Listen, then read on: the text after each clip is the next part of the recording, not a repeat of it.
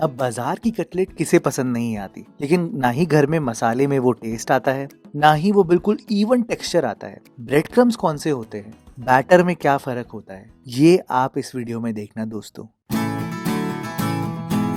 तो फिर देर किस बात की, चलो फिर शुरू करते हैं। सबसे पहले दोस्तों मैंने एक कढ़ाई ली है। कढ़ाई में यहाँ पर 1-2 चम्मच तेल डालना और गरम गरम तेल में आपने थोड़ा सा जीरा डालना है। जीरा के साथ साथ मैंने यहाँ पर 3-4 लहसुन को एकदम फाइनली चॉप करके डाला है। 2 से 2.5 इंच तक अदरक है, मतलब अदरक भी काफी सारी है, इसको भी एकदम फाइनली चॉप किया है। और 3-4 हरी मिर्चों को, इनको भी फाइनली चॉप किया है। हरी मिर्चें हाई रखना, तभी मसाले में बैलेंस आएगा। इनको थोड़ा सा भुन के आप यहाँ पर 1 प्याज डालना फाइनली चॉप किया हुआ। 1/4 कप ही मटर है, मटर ज्यादा बिल्कुल मत लेना दोस्तों, नहीं तो ये फट जाते हैं। साथ में आधा चुकंदर, 1 पूरी गाजर फाइनली कटी हुई और लगभग 5 के आसपास बीन्स है, जिनको मैंने स्लाइसेस में किया हुआ है। देखो मैं आपको सच बताऊं, जितनी मैंने वेजिटेबल्स डाली हैं और जो मेरा प्रोपोर्शन है उसके हिसाब से मेरी कटलेट में सब्जियां बहुत ज्यादा है। बाजार में आलू ज्यादा होता है, सब्जियां कम होती है। दूसरी बात, इस टाइम पर भुनते वक्त नमक बिल्कुल नहीं डालना है। नमक डाल दिया, सब्जियां पानी छोड़ेंगी और सारी गड़बड़ हो जाएगी, क्योंकि यहाँ पर सब्जियों को आपको ज्यादा पकाना नहीं है, उनका हल्का सा क्रंच रहना चाहिए। ये देखो इस स्टेज तक पकाना है, ढली नहीं है ना अभी सब्जी। अब आप यहाँ पर लगभग 4 से 5 उबले हुए आलू डालना। देखो आलू तो आप कोई भी डाल सकते हो जो आपके पास घर पे पड़े हैं, लेकिन आलूओं में एक बहुत बड़ी दिक्कत होती है, अभी बताऊंगा। देखो रेशियो आपको मैनेज करना पड़ेगा, लेकिन मसालों में मैंने यहाँ पर 1 चम्मच लाल मिर्च पाउडर डाला है, 1 चम्मच धनिया पाउडर, आधा चम्मच गरम मसाला, 1 चम्मच आमचूर पाउडर और 2 चम्मच के आसपास नमक। इसी में ही आप यहाँ पर फ्रेश धनिया डालना और नमक बिल्कुल इसी टाइम पर डालना है दोस्तों।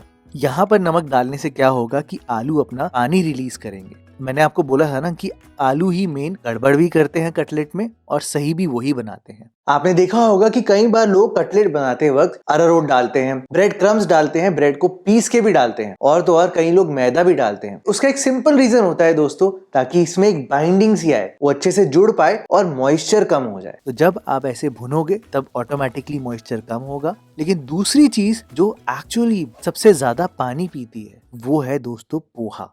आप पोहा लेना, लगभग 1 कप पोहा लेना और उसको पहले भिगा देना पानी में। 2 मिनट भिगाना, 2 मिनट बाद जब आप पानी ड्रेन करोगे तो पोहा एकदम सॉफ्ट हो जाएगा और इस पोहे को आप आलू में डालना।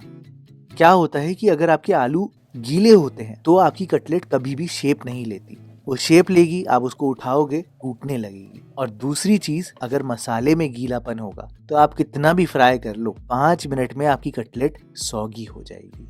अब आपको समझ में आया होगा दोस्तों कि मेन तरीका क्या है। आप देखो मैंने यहाँ पर पोहे को भी आलू में अच्छे से मिला दिया है और एक बार इस टाइम पर टेस्ट करके देखा तो मेरे को रियलाइज हुआ कि थोड़ी बहुत कमी है मसाले में। क्योंकि क्या होता है ना कि सबके आलूओं की वैरायटी भी अलग होती है, तो डिफाइन करना बहुत मुश्किल है कि कितने अमाउंट ऑफ चीजें, कितने मसाले जाएंगे। तभी मैंने आपको बोला था मसाले में ध्यान देना, तो इसलिए मैंने यहाँ पर नमक, आमचूर और थोड़ा सा गरम मसाला बढ़ा दिया है। बस दोस्तों इस मसाले को आपको पूरा ठंडा करना है, जब तक फटाफट से मैं ब्रेड क्रम्स और कोटिंग के बारे में बताता हूँ कि वो बैटर सही कैसे बनता है।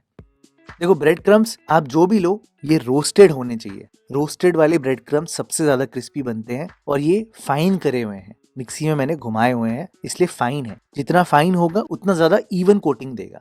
दूसरी चीज, यहाँ पर बैटर बनाने के लिए मैंने 1 कप मैदा लिया है, उसमें आधा चम्मच नमक डाला है। सच बताऊं तो गेहूं का आटा भी ले सकते हो, तब भी अच्छा बन जाता है, लेकिन कमर्शियली मैदा ही यूज होता है, इसलिए मैंने मैदा किया है। यहाँ पर आप पानी डालना, 1 कप मैदे में लगभग 1 कप ही पानी होगा और धीरे धीरे करके मिलाना। एक बार ये बैटर बन जाएगा ना तो इसको अच्छे से फेंटना, जितने अच्छे से हो सकता है। मैं आपको सच बताऊं, बाजार में जब बर्गर की टिक्कियां बनती है, कटलेट बनती है, तो इस बैटर में बेकिंग पाउडर भी थोड़ा सा डाला जाता है। मैं नहीं डाल रहा क्योंकि मुझे नहीं लगता कि घर में आपको डालने की इतनी ज़रूरत है। आपको इतनी मोटी कोटिंग नहीं बनानी है, ना ही आपको कॉस्ट के बारे में सोचना है घर में। लेकिन जो इम्पोर्टेंट पॉइंट है वो आप यहाँ देखो। एक करछी में अगर मैं आपको लपेट के दिखाऊं बैटर, तो आप देखो कैसे वो इवनली कोट कर रहा है। आपको वो गोल्डन कलर दिख नहीं रहा होगा करछी का, वाइटनेस दिख रही होगी। तो अब आप समझ पाए होगे कि एकदम पतली कोटिंग चाहिए। अगर ये बैटर बहुत गाढ़ा हुआ तो क्या होगा कि एक जगह वो जहां बहेगा वहां पर आपके ब्रेड क्रम्स ज्यादा चिपक जाएंगे और वहां से वो अनइवन हो जाएगा। इसलिए बहुत मोटा बैटर मत रखना। आप देखो बिल्कुल थोड़ा सा पतला ही रखना, आप देखना बहुत फर्क पड़ेगा।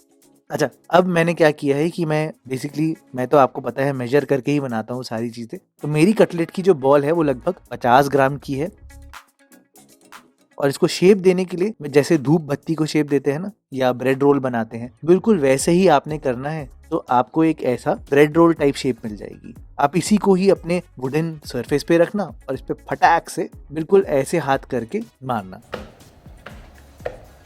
ऊपर से ये चोंच बनने लग जाएगी और नीचे से ये फैल जाएगा। देखो दोस्तों, कई लोग हाथों में ही करते हैं तो उनकी शेप थोड़ी डिफरेंट आती है। कई लोग फ्लैट सरफेस पे करते हैं तो उनकी एकदम इवन शेप आती है। शेप मैं आपके ऊपर छोड़ देता हूँ, आप जैसे बनाना चाहे बना लेना। इवन करके ये होता है कि देखने में थोड़े सुंदर लगते हैं, तो इसलिए मैंने ऐसे किया है। इस रेसिपी में लगभग आपको 50 ग्राम के 14 कटलेट मिल जाएंगे। दिखाया मैंने वीडियो में 8 ही है।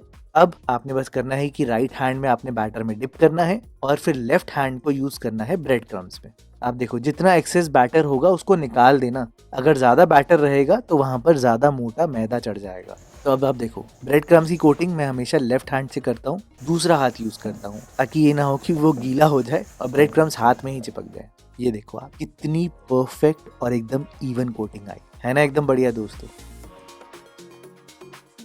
ऐसे बनाकर आप इनको स्टोर कर सकते हो आराम से, फ्रीजर में रख के 1 महीने तक भी चल जाएंगे दोस्तों आराम से। या आप इनको डायरेक्टली भी फ्राई कर सकते हो, बिल्कुल गोल्डन ब्राउन होने तक। लेकिन बस ध्यान देना कि हाई फ्लेम पर फ्राई करना है, एकदम हाई फ्लेम पर। गैस को फ्राई करते वक्त भी सिम नहीं करना है, हाई फ्लेम पर ही करना है।